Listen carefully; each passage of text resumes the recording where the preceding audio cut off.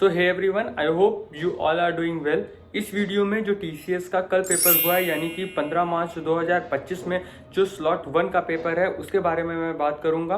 कैसा क्या difficulty level था और किन किन बातों का ध्यान रखना है, ठीक है। सारे सेक्शंस में कैसे क्वेश्चंस आए थे और कोडिंग सेक्शन में किन बातों का ध्यान रखना है उसके बारे में मैं बात करूंगा। मैं इसी तरह की कॉलेज रिलेटेड और प्लेसमेंट रिलेटेड वीडियोस बनाता हूं, तो चैनल को सब्सक्राइब जरूर कर लेना जिससे कि कोई भी आगे अपडेट मिस ना हो। पहले मैं बता देता हूँ डिफिकल्टी लेवल कैसा था। तो अगर पिछली बार जिसने पेपर दिया होगा उसको पता होगा कि जो अभी ऑन कैंपस हायरिंग हुई थी टीसीएस की नवंबर दिसंबर में पेपर था, उसके कंपैरिजन में स्लॉट 1 का पेपर इजी था, ठीक है। और इजी था इसका ये मतलब नहीं है कि आगे जो भी स्लॉट में पेपर्स हैं, आगे जो भी पेपर आने वाले हैं वो भी इजी होंगे, ठीक है। तो ये माइंडसेट लेके नहीं चलना है कि ये इजी था तो आगे भी इजी होगा, ठीक है। बट इसकी बात करें तो पिछली बार से अगर कंपेयर करें तो जो न्यूमेरिकल पार्ट था वो इजी था, ठीक है। न्यूमेरिकल के बाद जो सेकंड सेक्शन आता है वो हमारा होता है लॉजिकल रीजनिंग, वो बेसिक टू मीडियम वैसा ही था। फिर वर्बल एबिलिटी, वर्बल पिछली बार इजी था, इस बार थोड़ा सा पिछली बार से हाई था।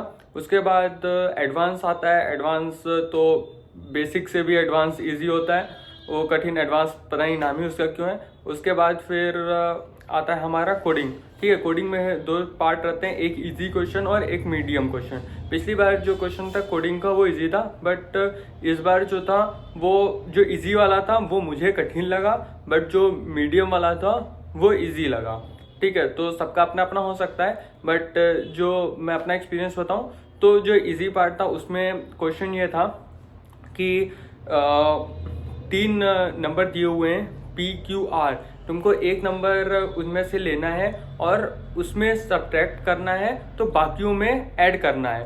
तो कितने स्टेप बाद ये स्टेप रिपीट करेंगे तो कितने स्टेप्स बाद हमको सारे नंबर सेम मिल जाएंगे। अगर सेम मिल जाएंगे तो हमको रिटर्न करना है कि कितने स्टेप बाद वो नंबर हमको सेम मिलेगा, otherwise we have to return -1। For example अगर हमको नंबर दिया है 311, ठीक है, तो 3 में से हम एक बार डिक्रीज करेंगे तो 11 में 11 इंक्रीज करेंगे तो ये हो जाएगा 2, और जो 11 हमने इंक्रीज किया तो वो भी नंबर बन गए 2, तो सारे नंबर सेम बन गए, तो output will be 1 because it required 1 step to get all number same. तो ये क्वेश्चन था, और अगर हम उसको नहीं अचीव कर सकते सारे नंबर तो वी हैव टू रिटर्न -1।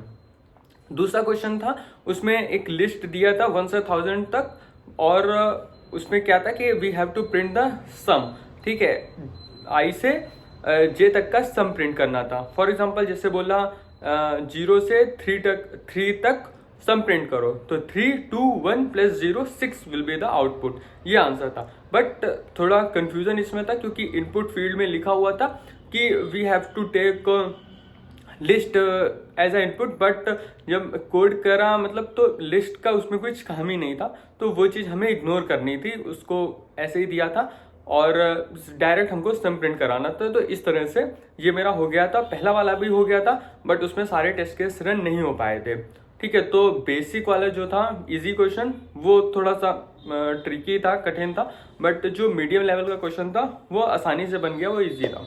उसके बाद कौन कौन से टॉपिक से क्वेश्चन आए थे मैं इसके बारे में बात नहीं करना चाहूँगा क्योंकि इससे कोई भी रिलेशन नहीं है, आगे जो भी पेपर होंगे उससे इससे कोई मतलब नहीं है कि स्लॉट 1 में कौन कौन से क्वेश्चंस पूछे गए थे।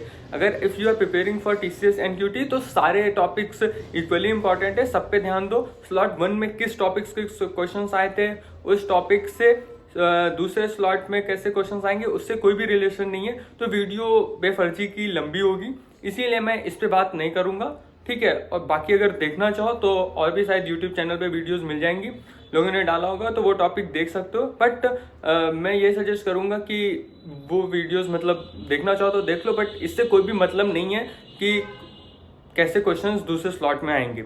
मेन चीज़ थी डिफिकल्टी लेवल, वो मैंने आप लोगों को बताया, और कोडिंग क्वेश्चंस में कैसा था वो आपको बताया, ठीक है। अब बताता हूँ मैं किन चीज़ों का ध्यान रखना है। पहली चीज़ तो टाइम पे पहुँचना है, क्योंकि क्या रहता है वहाँ पे सेंटर पहुँचने के बाद कई सारा वहाँ पे वेरिफिकेशन वगैरह करते हैं तो उसमें लाइन लगती है तो उसमें टाइम लग जाता है। तो उसमें हेक्टिक नहीं हो चीज़ें, इसलिए टाइम पे पहुंच जाओ। क्योंकि अगर मान लो उसमें लेट हो गया, फिर पेपर के टाइम पे अपनी सीट पे देर में पहुंचे तो मेंटली थोड़ा डिस्टर्ब हो जाता है। इसलिए पहले जाके अपनी सीट पे बैठ जाओ आराम से आधे घंटा पहले, तो माइंड स्टेबल रहता है, जिससे पेपर करने में बहुत हेल्प होती है। इसलिए कोशिश करो कि जो भी टाइम है, ठीक है, गेट क्लोजिंग का, उससे 1 घंटा पहले पहुंच जाओ। दूसरी चीज, सारे डॉक्यूमेंट्स लेके जाने हैं। डॉक्यूमेंट्स कौन कौन से हैं? अपना एडमिट कार्ड, फोटो, एक ओरिजिनल आईडी, फोटोकॉपी नहीं, ओरिजिनल आईडी और पेन, इतना बस लेके जाना है और कुछ नहीं। उसके बाद कोडिंग सेक्शन में बात करूँ, कंपाइलर एरर वगैरह आना तो नॉर्मल चीज़ है, बट मैंने जावा में किया था तो कोई भी मेरे को कंपाइलर एरर या वो जो भी है कंपाइलर में मतलब दिक्कत नहीं हुई थी, प्रोग्राम रन हो गया था। इसमें एक चीज ध्यान रखना है, जो हमको क्लास का नाम लेना है वो माई क्लास लेना है। माई का M कैपिटल रहेगा और क्लास का C कैपिटल रहेगा। ये अपने मन से क्लास का नाम नहीं लेना है, ठीक है। वो यहाँ पे वो चीज लिखी रहती है कि क्लास का नाम क्या लेना है, इसलिए मैंने पहले बता दिया कि जिससे ये चीजें ध्यान रखना है। उसके अलावा सारे फॉर्मूले रिवाइज कर लेना, क्योंकि जो इस बार क्वेश्चंस आए थे वो काफी ज्यादा फॉर्मूले बेस्ड थे, या जो ट्रिक लगती है न्यूमेरिकल में उस पर बेस्ड था। तो जिसको फॉर्मूला पता था वो डायरेक्ट निकाल सकता है, ठीक है। तो फॉर्मूले पे ध्यान दे लेना, एक बार फॉर्मूला रिवाइज कर लेना, लास्ट मोमेंट पे क्या पता वो फॉर्मूला वहां पे काम आ जाए। तो इस वीडियो के लिए इतना ही। अगर वीडियो यहाँ तक देखी तो वीडियो को लाइक कर देना और चैनल को सब्सक्राइब कर लेना। Thanks for watching.